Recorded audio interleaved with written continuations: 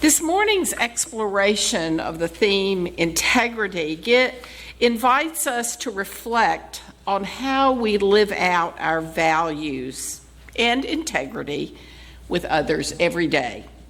It's easy to exhibit behavior that expresses our integrity when we surround ourselves with those who we perceive to be like us. But how do we treat those we perceive as different? Different in their political beliefs, different in their culture, different in their class. Now, that last one has often been a test for Unitarian Universalists. Some of our most personal work may truly come in seeing the humanity in those who are most different from us. I think J.B. and Joachim articulated that very well during our time for all ages. It's so easy to intellectually talk about our values and often more challenging to actually live those values. And yet, how we bridge the divide in our nation and the world if we cannot see the humanity, the gifts of those whose lives and beliefs are different than our own, how can we make the world a better place? Especially as the political frenzy intensifies, we need to find ways to respect those who are most different from us. Worth and dignity of all people means all people. So I invite us today to celebrate the gifts and diversity of the rich rainbow of humanity that's present in our nation. Those whose ancestors were indigenous people, those who came to this country's shores, and those who are new immigrants. Honoring the gifts of all our people is the only way for us to move forward as a nation. Several years ago, I discovered Carl Sandburg's book-length poem, The People Yes, and have loved it ever since. The poem honors the depth and rich heritage of the diverse people of our country. Sandburg speaks of the varied ways in which people in the simplest, sometimes back-breaking jobs built this nation. When visiting his home in Flat Rock a few years ago, I took time to watch 2 short videos about Sandburg's life and the years he worked a remarkable number of hard-scrabble jobs to make a living. He took those memories and experiences of America's hardworking people and immortalized them in the poem. This made him not just the Poet Laureate of the United States, but a Poet Laureate of the people. He understood what we often forget today, that class and race should not divide the people who invest their lives in building this nation. In The People Yes, he wrote, "The people is the Grand Canyon of humanity, and many, many miles across.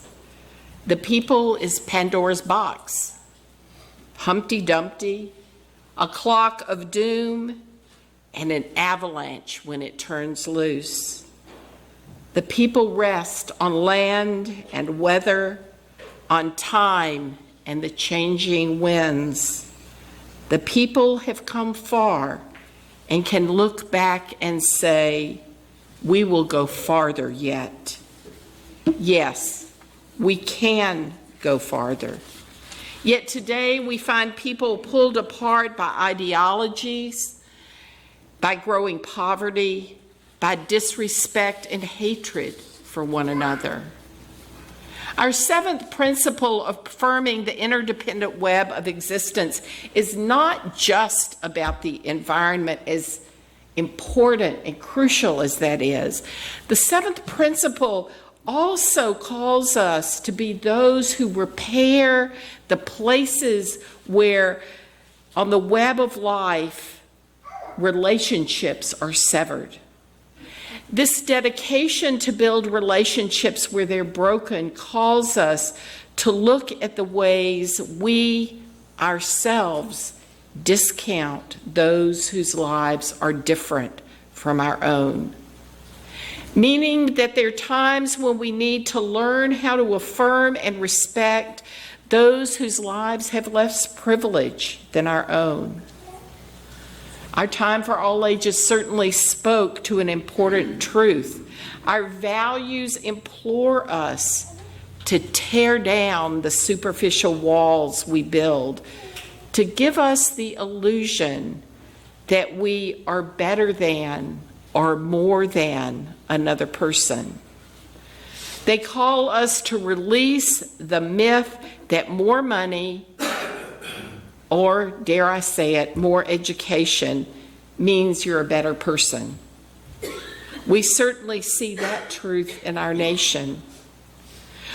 When we live in the balanced middle way, where we see the worth of those who are last as well as those who are first, when we share our ability to be in a more privileged place with others, we're following the teachings of Jesus and the Buddha and other great ascended teachers. How we move towards seeing that no matter where we are in society's structure, we are all connected in the circle of life.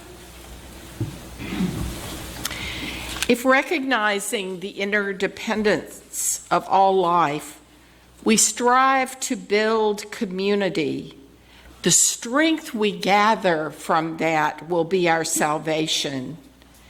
If you are black and I'm white, it will not matter. If you are female and I'm male, it will not matter. If you are older and I'm younger, it will not matter. If you're progressive and I'm conservative, it will not matter. If you're straight and I'm gay, it does not matter. If you are Christian and I'm Jewish, it does not matter. If you're rich and I'm poor, it does not matter. If we join spirits as brothers and sisters, the pain of our aloneness will be lessened, and that does matter. In the spirit, we build community and move toward restoration.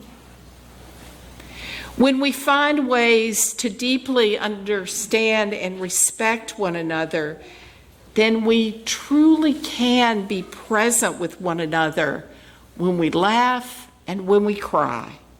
We are learning about what really matters, that we can help one another restore our core sense of being, that we are not alone.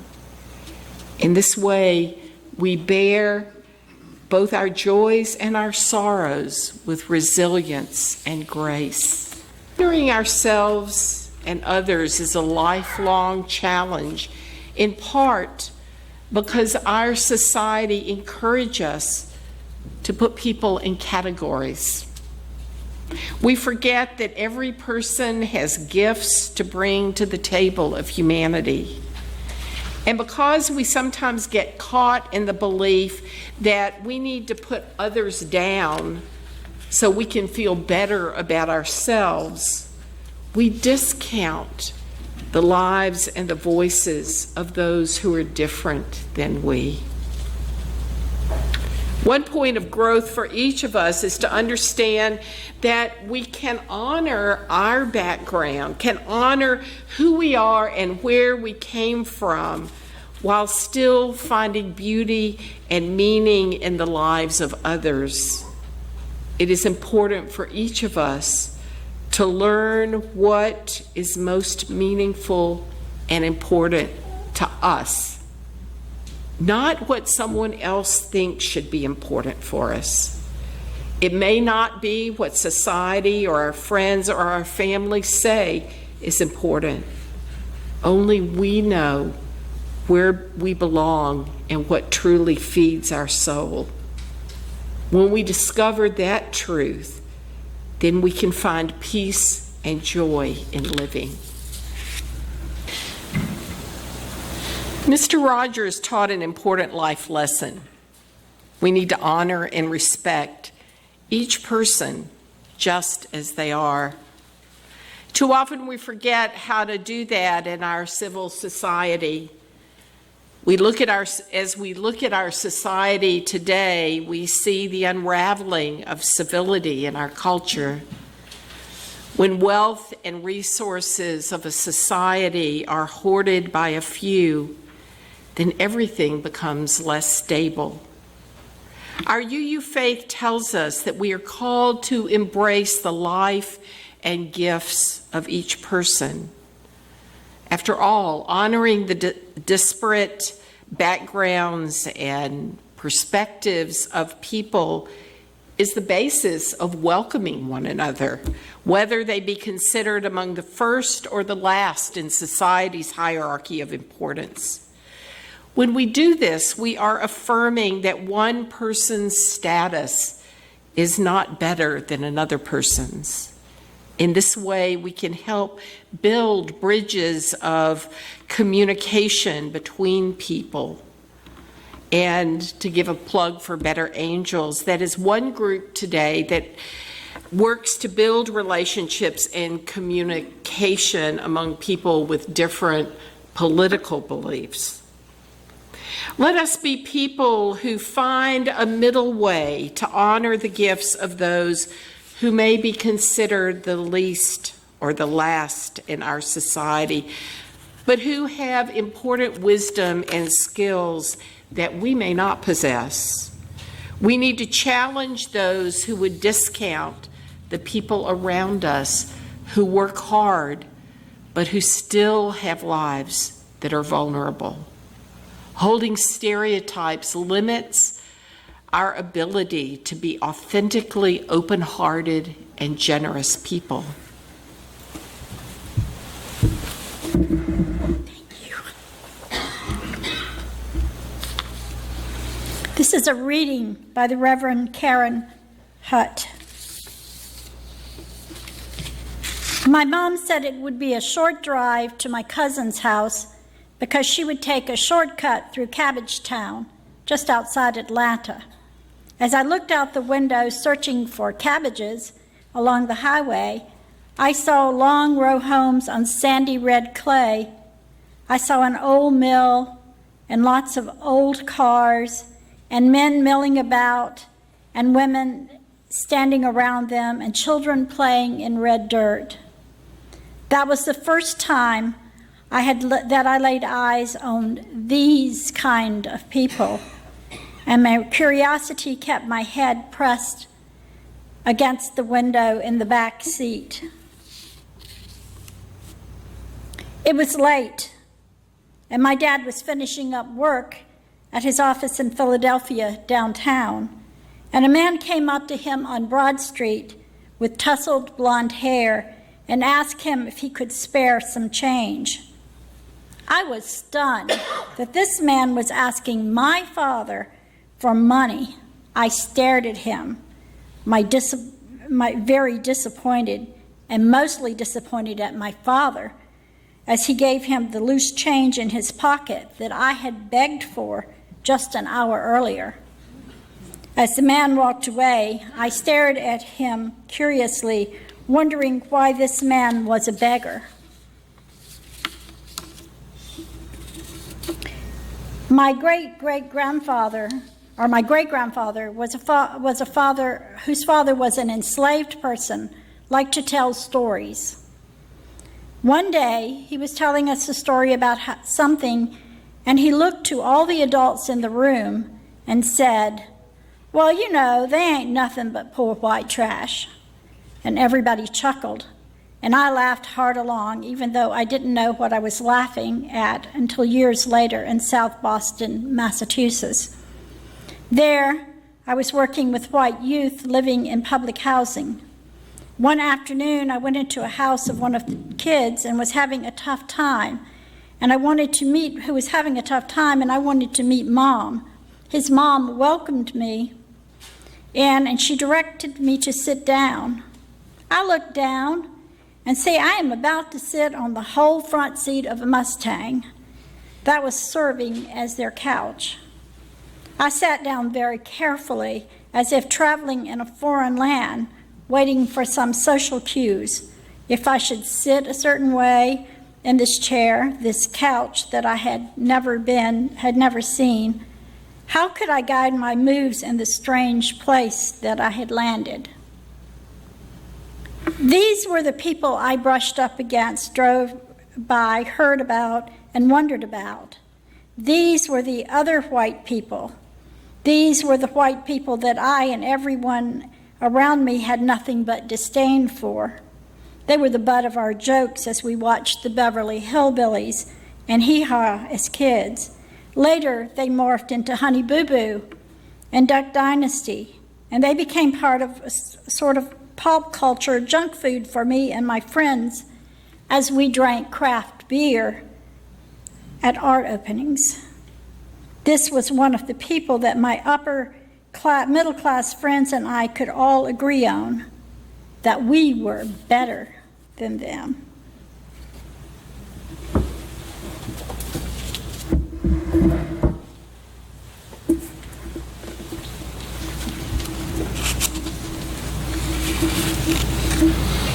We were better than them. Poor as my family was in the Mississippi Delta and genetically predisposed to be poor white trash, we were caught in the systemic attempt to divide groups of people. I learned early the lesson that we were better than them. That's a hard statement for caring people to admit, but it's a lesson that many of us learned early before we could discern how to choose our own values.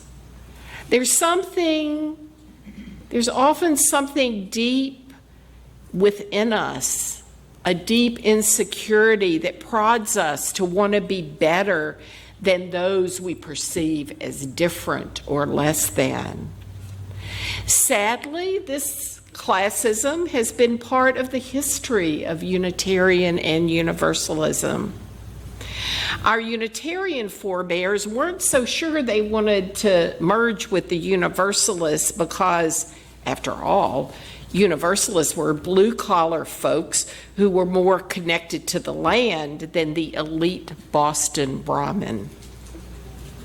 In recent years, we have been seen, along with our Jewish sisters and brothers, as the most academically well-educated faith tradition. That fact has sometimes given Unitarian Universalists a sense of superiority that separates us from authentic engagement with people who have different kinds of intelligence. When Sarah and Elaine were practicing before, and Jenny and I were just like in awe of that beautiful piece of music, Jenny and I both realized we don't have the ability to discern the sounds because those are gifts that Sarah and Elaine have that we don't. Classism has limited our openness to people who bring with them insights and talents that our faith need. I'm grateful that Unitarian Universalism is maturing in its understanding that what it of what it means to be a truly welcoming community. We're moving toward a future that truly welcomes people of many backgrounds, theologies, histories, gifts, and perspectives. Our future lies in not being a closed community, but an open community where we welcome all people. When we commit ourselves to building an inclusive community, we need to acknowledge that economics and education are often bound with classism.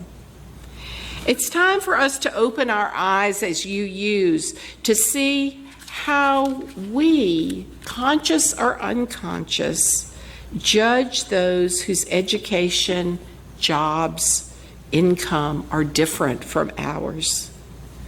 We need to see how our lives are diminished when we don't take time to see the integrity and wisdom of those who may talk and think and work differently than we do. We don't need to make assumptions that people see the world the way we do.